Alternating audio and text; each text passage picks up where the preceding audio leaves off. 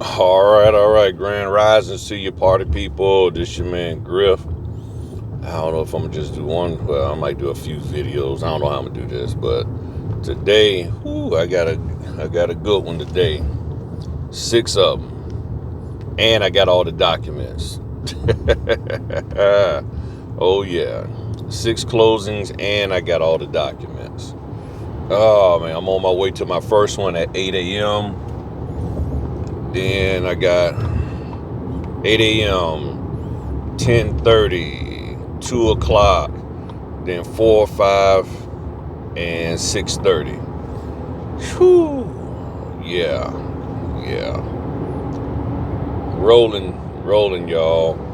And stuff. So it's a rarity for me to get all the documents at one time, to where I have all 6 sets. So I printed everything. I didn't even prep anything. I was like, now one of them, oh, that's also I got to tell y'all. So, well, first, one of them is just a loan application. So there was only one set to print there. But the total number of pages that I ended up printing was 1,215 pages. All right. Okay. That's how many pages I printed. 1,215. So I took time out, counted how much I printed, each pack was, and doubled it minus the one that's only the loan application. Don't have to double print 2 copies of that. And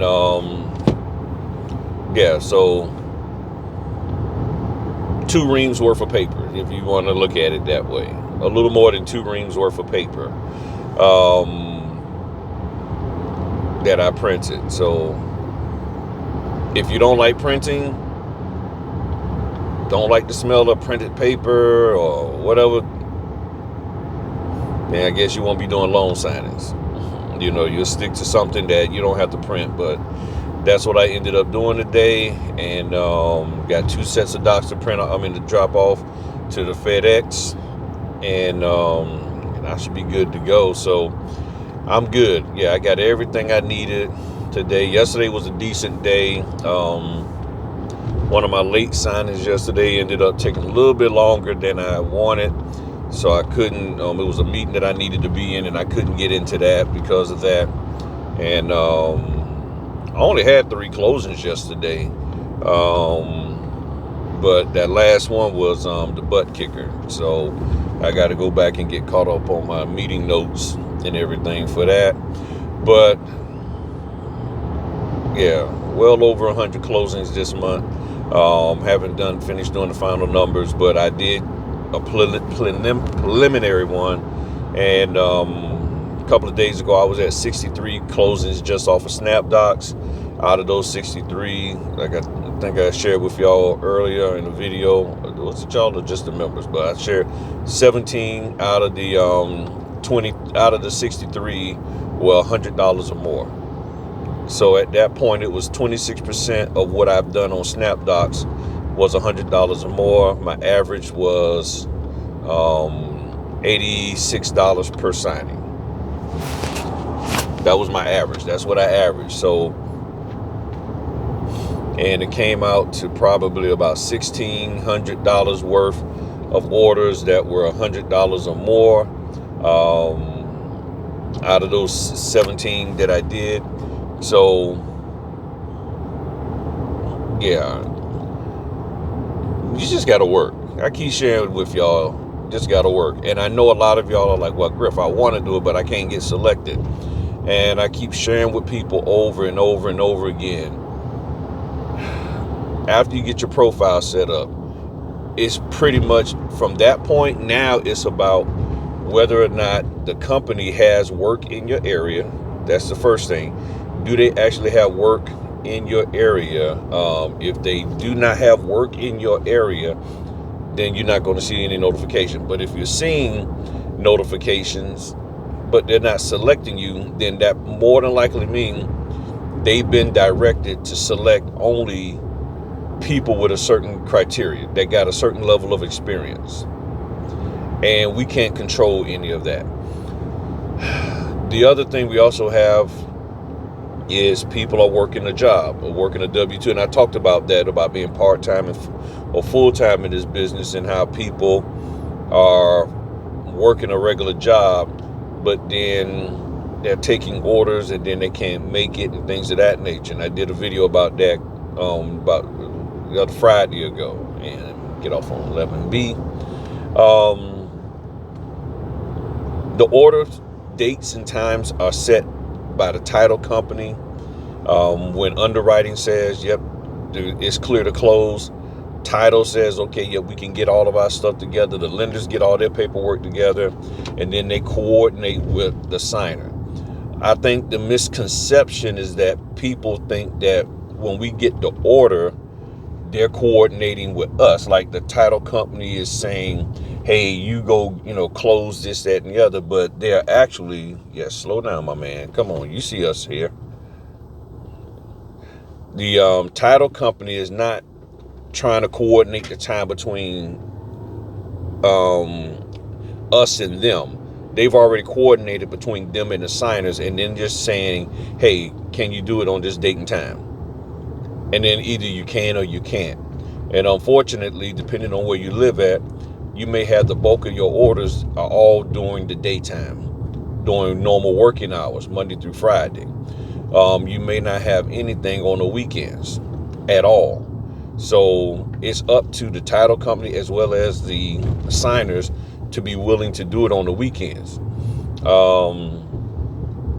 Because some title companies don't want to have anything done on the weekends for whatever reason. They don't want to be around. That might not be their business model. They only do closings Monday through Friday.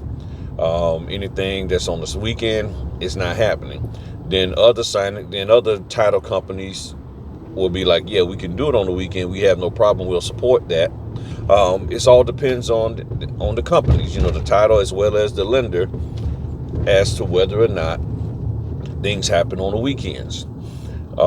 Same thing in the evenings. Somebody else is setting these orders, and this is why I've been sharing that our business is us in a sit and wait type of mode. We are sitting and waiting for somebody to say, I need you. We can actively market, but we have to sort of passively sit by and wait for somebody to have a set of documents that needs notarizations done to them. We cannot make them have documents. We cannot create documents and then give it to them and say, hey, I'm just here knocking on their door. Hey, yeah, this is Griff from Griffin Notary. I was just in the neighborhood and I have the documents that we need somebody to sign so I can notarize and get paid. We can't do that. If you have a car detailing business, hey, I see your car looks a little dusty. Can I, wash it for you? I give you a good deal, $15. I'll do a quick wash, no vacuum, any of that. And matter of fact, can I throw in the doing the wheels and stuff for free? Sure. Okay, let me go wash it for you and I'll get back with you and then you can pay me. No problem. People got a car, it can be washed. Because if I was running a mobile detailing business, that's what I would do. I would go through the neighborhood and I would put information out and I would tell, I'm giving y'all an idea for a business, and I just don't have the time. But I would go through the neighborhood and would be like, hey, I see your car's looking a little dusty. How about I wash it for you? And I would set up something to where I probably do maybe 8 or 9 cars out of that neighborhood for that week. That week. You see what I'm saying? That's how you do it. But you can't do that with notarization. You cannot go through and just say, hey, I got 8 sets of documents here. Just sign them and I'll notarize them. And then you pay me $100. That ain't happening. So you got to have somebody that is in need of what we provide them. And we can actively market. So if you think about it, when you go and market your business at the rec centers, at nursing homes, or you do pop-ups, what are you doing? Sitting and waiting. You're sitting and waiting for somebody to have a set of documents that need their signature notarized on. So we have a passive business from the standpoint of we have to passively sit there and wait.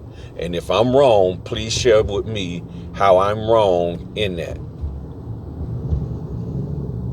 Even when you go to the lawyer's office or title office, you still have to wait till they get things done. Nobody just actively has documents just sitting there. Like you walk into a title office and the chances of them saying, oh, you know what, I'm glad you're done. We got a closing right now. Come on in here.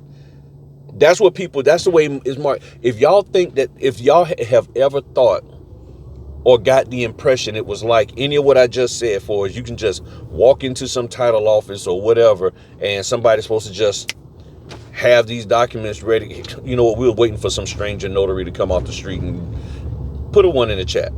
If you actually felt that that's the way it was marketed, even if you didn't believe it, but if you got that impression was that's the way they were saying it, put a 1 in the chat. I don't know why my eye itchy this morning.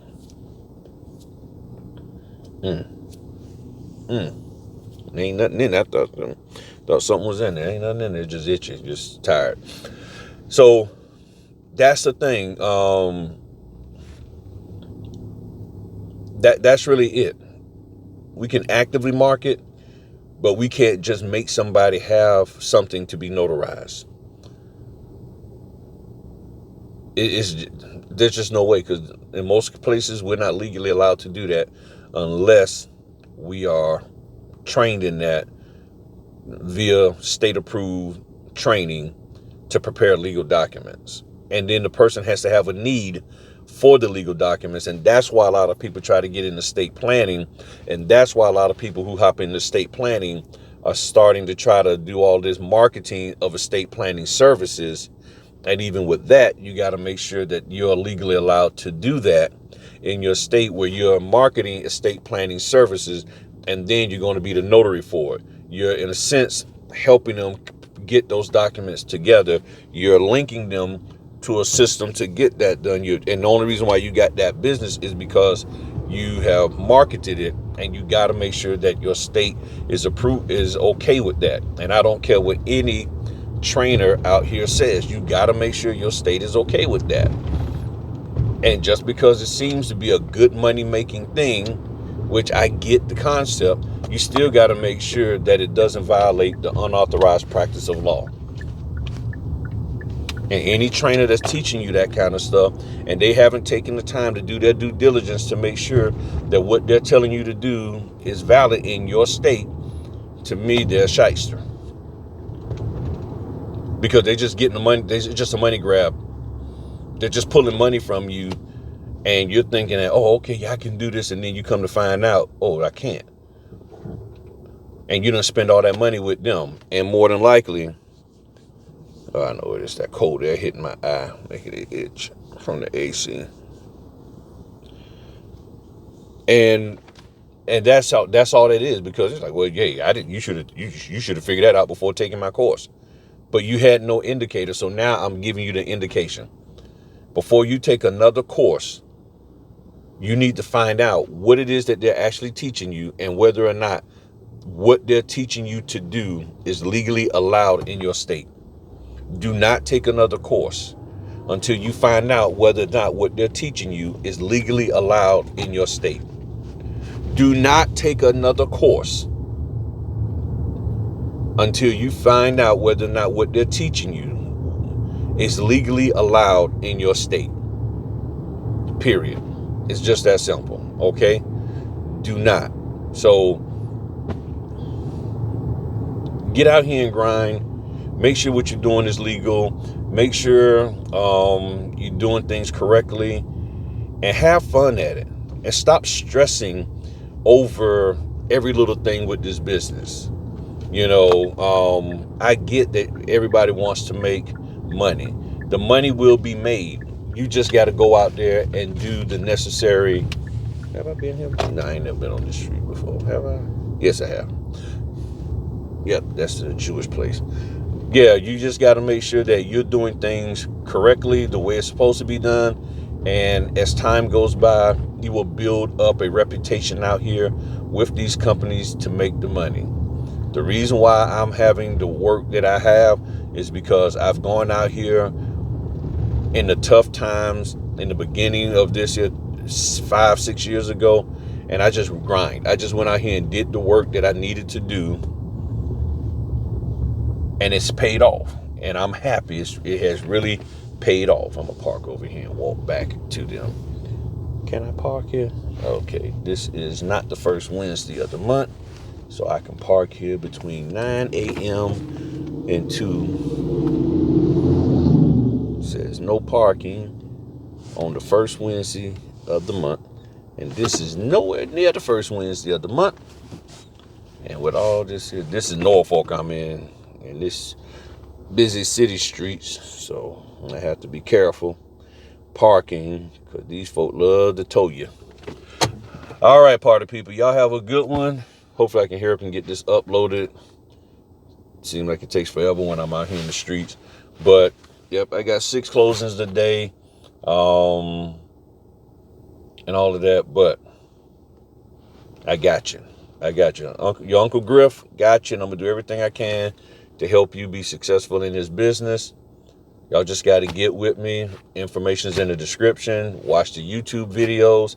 Go check out the playlist. All the information you need to know is the almost 2,000 videos of great information to help you move forward in this business. All right. Talk to y'all later. Peace.